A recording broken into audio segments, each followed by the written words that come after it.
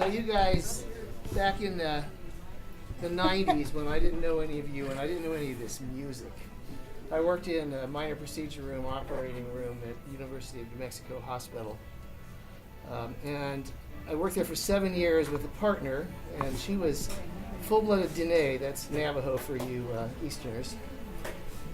But it was interesting. She was born on St. Patrick's Day, and she had freckles, the only Dene I've ever seen with freckles.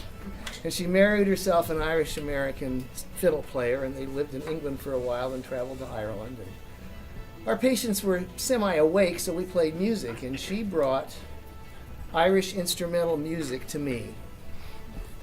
I had never really heard Irish instrumental music. I knew a lot of songs from the old folky days, but she, of all people, introduced me to Irish music. And after listening to it for a while, I dusted off the guitar, decided to play a little bit, went with my wife Erica to some sessions. And session people said, hey, why don't you come with us to the Albuquerque Folk Festival and play in the session? So Erica ended up running that folk festival.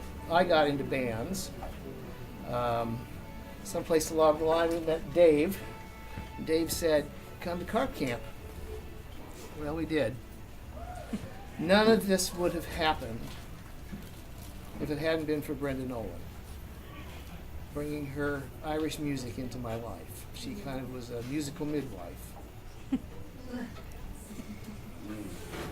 About 6 months, she suffered with lupus for years. About 6 months ago, she called me up and said that she had developed a case of ovarian cancer and had just had a hysterectomy and was getting ready to start chemo.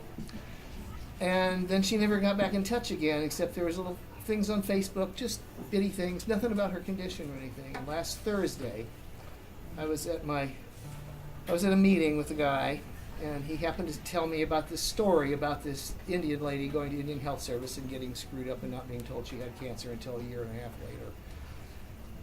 And I knew the story. It was a story she told me last spring. And I asked him, and sure enough, it was Brenda Nolan.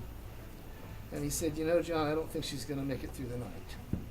So he gave me her daughter's number, and I called her daughter, Tara, and her daughter said, come on over. And I came over, and I spent a couple of hours with her. I got to do a little nursing care for her and help out. And last Friday, she called me up and said, you know, Mom passed last night about 2 in the morning. And would you like to come and speak at the memorial on Wednesday? That's today. And I said, yeah, I'm supposed to go to this music festival and play with my friends from all over the country. And she said, oh no. She said, oh, Mom wouldn't have you stay here. She'd want you to go and jam out. So here I am, jamming out. And I told Tara about A Place in the Heart and about the wonderful tune that it was and how it was written by somebody who passed away from cancer just a few months before we learned this tune. And I said I would dedicate it to her. So I'm dedicating A Place in the Heart to my dear friend Brenda Littlebird Nolan. Place in the Heart, please. Thank you, guys. 1,